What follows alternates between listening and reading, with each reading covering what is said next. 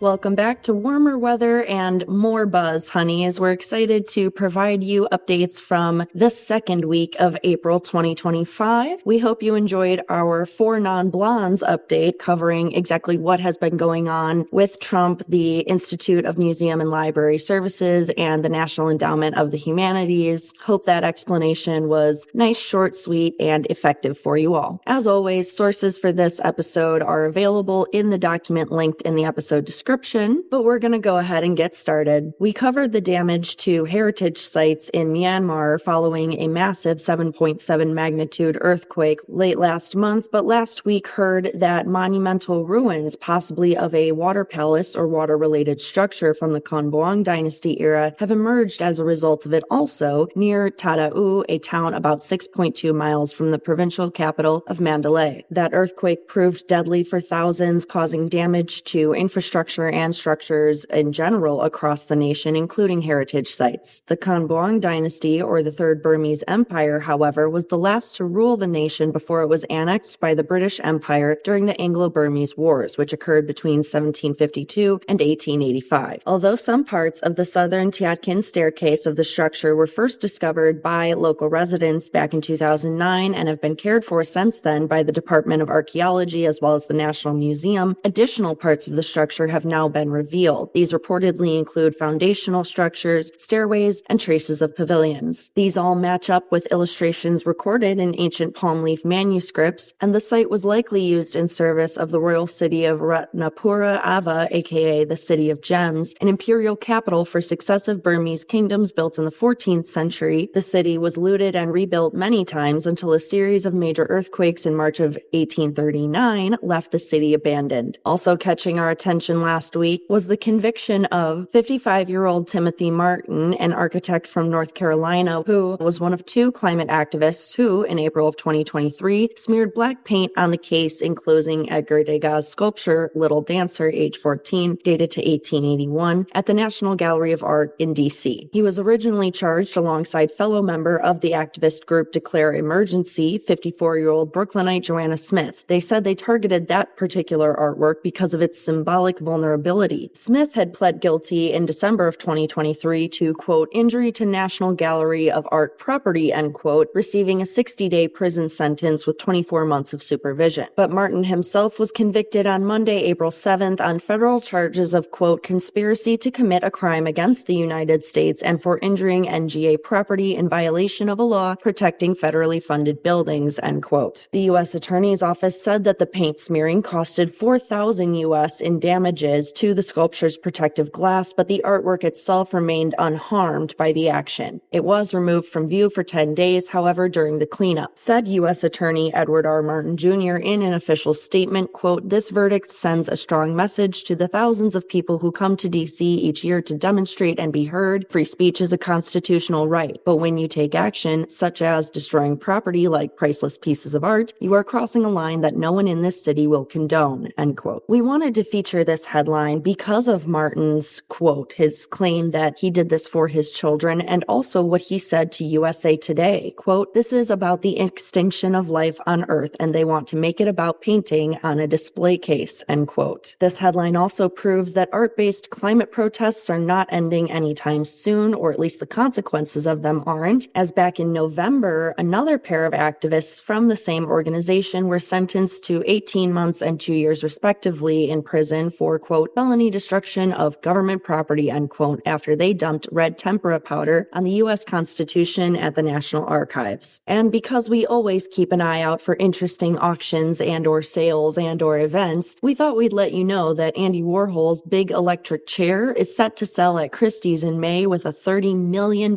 U.S. estimate. The work in question, a painting dated to 1967 to 68, measures 6 feet in width and features a mid-century executioner's chair as the central subject. It will be sold during the house's May evening sale in New York from the collection of deceased Belgian patrons Roger Mattis and Hilda Kolle, known figures in the contemporary art scene in Ghent as benefactors to the SMAK Contemporary Art Museum. The announcement caught our eye as it comes amid an international drop in high-end art sales, apparently 12% across 2024, according to the 2025 Art Basel and UBS Global Art Market Report. We also noticed that Christie's is is really promoting the provenance, the ownership history, especially that of Mathis and Coley, for this artwork to attract bidders. This is an atypical strategy for them. Usually they focus on the artwork and artists themselves, but time will tell if this strategy works to attract them more bidders. And finally, we care because, as our sources put it, if it sells for that $30 million, it could, quote, set a new auction record for the series, surpassing the $20.4 million achieved by a similar work in 2014, end quote. And finally, some good news surrounding the National Gallery of Art from last week. It will loan works from its permanent collection to museums across the country in an upcoming initiative. That effort will be titled Across the Nation, and those works will go to 10 partner institutions across Alaska, Colorado, Connecticut, Idaho, Iowa, Michigan, Nevada, North Carolina, Utah, and Washington. The initiative forms part of its programming to mark the 250th anniversary of the United States next year. Each of those institutions was allowed to select up to 10 works to borrow for display, and we also heard the NGA will, as of now, cover expenses for the travel and installation of the artworks, plus the marketing to local communities about them going on view. The opportunity to get their hands on and show to their local communities such fantastic and exclusive artworks is really a boon to museums and other cultural centers across the nation, especially in light of the recent National Endowment of the Humanities grant cancellations. This is really something worth celebrating, honeys. The NGA themselves are clearly happy about it, as their director, Kaywin Feldman, said the new, quote, Across the Nation program is the manifestation of the National Gallery's vision as the nation's art museum, and we are so thrilled to bring some of the most beloved works from the nation's collection of art directly into communities across the country, unquote. With 2025 seemingly becoming the year of the union, we also saw workers at the Toledo Art Museum officially move to unionize. After 86% of staff members voted in favor of the measure to unionize on Wednesday, April 9th, about 100 of them will organize under the relatively new American Federation of State, County, and Municipal Employees, or AFSCME, union. The AFSCME union itself formed after TMA's glass technicians came together under Teamsters in 2007, but this new unit is expected to grow upon selecting a representative and will include staff from across all departments: visitor services, glass studio, research, education, library departments, and other eligible sectors. Union organizers Sky Sloan, a team leader for visitor services, and Chuchin Song, a museum glass studio specialist, emphasized in our source articles that they began mobilizing alongside the start of the museum's ongoing multi-year collection reinstallation effort, the plans for which could impact every single part of the museum, saying, quote, We're grateful to have a director who's really willing to work with us and has made a lot of positive changes since he's been at the museum, but in order to keep those changes for a long time, we need to put them in a contract, end quote. As we've been covering in the Beesnesses between San Francisco and the Brooklyn Museum, unions across the nation are increasingly getting involved with museum staff and/or fighting ongoing battles alongside them. Our sources confirm the effort is not only related to reinstallation, but also is being made, quote, in light of the challenging political climate and its consequences for the arts and culture sector, end quote. Said the spokesperson for Ohio Council 8 of the union, Namita Wagri, we can't control what comes down from the Trump administration, but we can control what we do together as a union, end quote. We also admire the element of solidarity between museum staff in this story. Said Sloan, quote, I personally am very proud that our professional sector voted unanimously to be included with the non-professional sector, which really shows to me that our colleagues with advanced degrees can see the common shared struggle of part-time front-facing employees and be willing to help them, end quote. We also got wind that multiple important jobs in the arts and culture sectors across the world changed hands this week. First, we heard that the Museum of Fine Arts in Boston named its current conservation head, Pierre Tarhanian, as its next director and CEO. Tarhanian, in his 50s, will take up the role in July, but joined the museum back in 2024 in a conservation overseeing role. He has also directed the development of the MFA's Boston as well as global exhibition programs, and previously worked at the Met as well as the Philly Museum of Art. He was selected after a 7-month search to succeed Matthew Titelbaum, who's been the director since 2015. Germany also named a new culture minister. The Berliner Zeitung reported that Joe Cialo, Berlin's current culture senator and a member of of the center-right Christian Democratic Union Party, or CDU, will become the nation's culture minister in the forthcoming government changes, replacing Claudia Roth of the Greens Party. The news follows a coalition deal between Germany's centrist parties that will also allow conservative Friedrich Merz to, likely next month, be named the chancellor. Berlin's nonpartisan state secretary for culture, Sarah Weddell-Wilson, will temporarily take up Cialo's current role before elections are held for the Berlin culture senator position in 2026. We mostly noticed this changing of the guard because Cialo has faced a notable amount of controversy in regards to the arts and his prior role. For instance, last year, he proposed a requirement that artists who receive public support would have to commit themselves against anti-Semitism as defined by the International Holocaust Remembrance Alliance. That definition has come under fire, especially in the last year, for its potential to be interpreted as Zionist. Cialo's also faced scrutiny for his cultural cost-cutting measures, says the Berliner Zeitung, quote, "Trust between Cialo and the Berlin cultural scene had been irretrievably destroyed," end quote, in regards to, quote, "poor communication in the austerity debate," end quote. We will see if these relations and/or his leadership improve in his new role. Prime Minister Narendra Modi's new National Museum project gained French support, for example. The project, spearheaded by India's Prime Minister, is meant to be a major upgrade over its existing National Museum, which is a bit smaller. Delhi will be the home city of the new one. The French publication Le Monde reports that now French Museums, the Paris-based company that stewarded the creation of the Louvre Abu Dhabi, is on board to help build this new National Museum. Though this international collaboration is exciting and worth our attention in that way, we also noticed that the new institution is already subject to a heated debate about how it will portray the country's history. As Art News puts it, Modi has been criticized for, quote, "wielding archaeology as a political weapon, notably by building a Hindu temple in the northern city of Ayodhya on a site over which Muslim and Hindus have been battling for decades," end quote. Plus, so little information about the project's budget or planned programming has been made public that even the fact of France's involvement had escaped public notice until now. So we're seeing this agreement bring greater scrutiny, more people taking closer looks at this relationship as a result of French involvement. For example, we see Christophe Jaffrellet, a French political scientist specializing on the area, state, "By aiding a future national museum conceived by Hindu nationalists, France will contribute to the rewriting of history," end quote. We also learned last week that France is set to return human remains to Madagascar in a historic repatriation. The decision was announced by French Prime Minister François Bayrou following a 2022 formal request by Madagascar, as well as a decree published on April 2nd of this year following a review by a bilateral scientific committee ordering the museum to return the skulls within a year. Madagascar King Toera was reportedly negotiating his surrender during the French seizure of the island in August 1897 when French forces massacred hundreds of people in the village of Ambiki. They severed the heads of 3 Sakalava leaders, including that of the king, and subsequently shipped them to Paris, where the remains stayed in a scientific institution, unburied, unacknowledged for over 120 years. The remains' removal and their continued display became a rallying point for restitution advocates as well as descendants alike. But the return is significant because it marks the first repatriation of human remains under a French law that was passed in 2023. So clearly doing what it's supposed to be doing. Plus, a related case is already on the horizon. The French Senate will debate a bill on April 28th that may allow the return of a sacred, quote, talking drum, end quote, that was once used to warn villages of colonial raids along the Ivory Coast. That drum was seized by French authorities and remains in a state collection for now. Also last week, the OpenAI CEO Sam Altman earned himself further criticism in a YouTube response to existing criticism about AI art's impacts. OpenAI launched a new AI image generator last month and quickly drew the eyes of the art world for demonstrating its ability to turn any image into one inspired by the iconic Japanese animation studio, Studio Ghibli, which quickly became a viral trend of Ghiblifying images participated in even by the White House and the Israel Defense Forces. But all this attention quickly became controversial, kicking off a major public backlash to the filter, one might say, because Studio Ghibli's founder, Hayao Miyazaki, famously was committed to hand-drawn animation, and once called AI-generated art, quote, an insult to life itself, end quote. Altman, in an attempt to address and lessen the criticism, characterized AI art generators as a, quote, democratization of art creation, end quote, in a YouTube podcast with Indian entrepreneur Byron Maya posted on Sunday of last week. Altman went on to say that while there might be job loss due to the rise of AI art, he believes, quote, there is a real benefit to society in lowering barriers to participation and creating more competition by allowing people of different abilities to create art, end quote. I must say, though, that quote comes from our source's summarization of his statements, with some internal quotes used. Altman's response is not surprising at all. It's been the company line since 2022 when Midjourney, OpenAI's Dali 2, and Stable Diffusion were released to the public. But with it, Altman misses entirely the point that AI art has impacts on people's senses of reality and their jobs. Our sources say that questions about ethics may even soon be besides the point, as low-quality, quote, AI slop, end quote, crowds out human content across social media platforms. For example, quote, one recent study found that over half of long-form posts on LinkedIn are AI-generated, end quote. Another study from researchers at the University of Pittsburgh, cited by our sources, found that test subjects were unable to distinguish between AI-generated poems and those by canonical legends like William Shakespeare, Lord Byron, Emily Dickinson, T.S. Eliot. Art News writes, and I agree that it is, quote, more than a little absurd, end quote, to suggest that OpenAI is a ragtag bunch, as Altman does, when it was founded in 2015 by some of the most powerful people in tech, including Musk, LinkedIn founder Reid Hoffman, PayPal founder and major right-wing funder Peter Thiel, and Altman himself, who was then president of Silicon Valley's most famous tech accelerator, Y Combinator. And finally, a few exciting announcements and discoveries from the last week. First, roughly 300 artworks will be publicly displayed in the first ever U.S. solo exhibition of works by a woman known as the Forgotten Monet. Blanche Hochette Monet was the artist's stepdaughter and later his daughter-in-law, which we're not going to get into because it's a little weird, as well as a respected painter. As her brother Jean-Pierre put it, she worked in the light of Monet, not in his shadow. She was born in 1865 to a wealthy Parisian businessman and art collector, Ernest Hochette, and his wife Alice, who were among Impressionism's leading supporters. Ernest bought the painting that inspired the movement's name, Monet's Impression Sunrise of 1872. But the Hochette family later fell into financial ruin, and in a very generous move, Monet allowed the family, 6 children in all, to move in with him, his wife, and their 2 sons in the northwest of Paris. After Monet's wife Camille died and Ernest became estranged, Monet and Alice Hochette start a domestic partnership sort of relationship that culminated in their 1892 marriage, as well as the start of Blanche's studies with the artist. Hochette and Monet continued to gain recognition as an artist in the early 1900s, exhibiting her work at prestigious salons in Paris, and after her mom died in 1911 and her husband passed in 1914, she moved to Giverny to support Monet through his final series of water lilies, thus saving him from isolation at the end of his life. The show will be held at the Eskenazi Museum of Art at Indiana University through June 15th. Also last week, we learned that the Windows 95 jingle, a 1960s World Series broadcast, and other audio treasures have been added to the National Recording Registry. The Library of Congress has selected 25 songs, albums, and sounds in general that are over 10 years old from a list of 2,600 nominations submitted by the public to preserve for posterity. The oldest selection on this year's list is a 1913 recording of the song Aloha Oi by the Hawaiian Quintet. The song was written in the late 19th century by Queen Liliuokalani of the Hawaiian Kingdom, a fact that I did not know. The newest audio work, on the other hand, is the original 2015 Broadway cast album for the hit musical Hamilton. But as the radio broadcast we mentioned suggests, the inclusions go beyond music as well. I took a peek myself, and I highly recommend you check it out too, because Carla Hayden, the Librarian of Congress, is right when she says, quote, the National Recording Registry is our evolving nation's playlist, end quote. London's National Gallery is offering the public a chance to win a night inside. The gallery is celebrating the reopening of its Sainsbury wing, as well as a major refresh of its collection displays with an overnight experience for one lucky visitor that will take place on the National Gallery's 200th anniversary, May 9th. That is also the night before all the changes, including those of the Sainsbury wing, viewing will reopen to the public, so this overnight guest gets a sneak peek at the redesign. The entry window will be open until April 28th, and participants must be over the age of 18 as well as subscribe to the National Gallery's emailed newsletter. And briefly circling back to AI, the Dali Museum has announced that it will produce the artist's once-lost screenplay using Google's new generative video platform. Google itself demonstrated a new version of its generative video model called VO2 via the trailer for the new film Wednesday at the Google Cloud Next conference in Las Vegas. The new version of Salvador Dali's unmade screenplay called Giraffes on Horseback Salad, but often referred to as The Surrealist Woman, will be produced via partnership between the Dali Museum and Goodby Silverstein and Partners. Per the press release, the screenplay details an unconventional love story involving a Spanish aristocrat intended to be played by Harpo Marx and a so-called surrealist woman whose face remains unseen. Now, I mentioned the screenplay was once thought to be lost, but in 2010, writer/pop culture researcher Josh Frank discovered an 84-page handwritten notebook at the Centre Pompidou containing Dali's extensive notes and visions for the project. It was originally produced in 1937 in partnership with Harpo Marx under expectation that it would be made for Marx Brothers at MGM Studios, but the boss of the studio, Louis B. Meyer, didn't like the screenplay, finding it too surreal, and killed the project. There are many reasons we noticed this headline, honeys. First, because Dali movie. Second, Jeff Goodby, co-chairman of Goodby Silverstein and Partners, described the new film as a reawakening of Dali's work, not a replica, adding, quote, "It's one of the most creatively thrilling things we've ever done," end quote. This also is not the first time that the Dali Museum has worked with AI technologies. We talked about their collaboration also with Goodby Silverstein and Partners to create a version of Dali's lobster telephone called Ask Dali, so museum goers could quote-unquote talk to the artist via generative AI in our AI plus art episode. Also, in the last month of last year, Google announced this launch, this model VO2, with promises that it would have better features like improved real-world physics, more, quote, nuances of human movement and expression, end quote, and less unintentional hallucinations, as they were called, like extra fingers. So we are wondering, honeys, if the use of a Dali film is a cover for these things not actually being fixed, but only time will tell. There you have it, honeys, the buzz for the week. Hope you've enjoyed. I am going to get on with the rest of my work day here. I'm a little overwhelmed this week, but until we have the chance to talk again,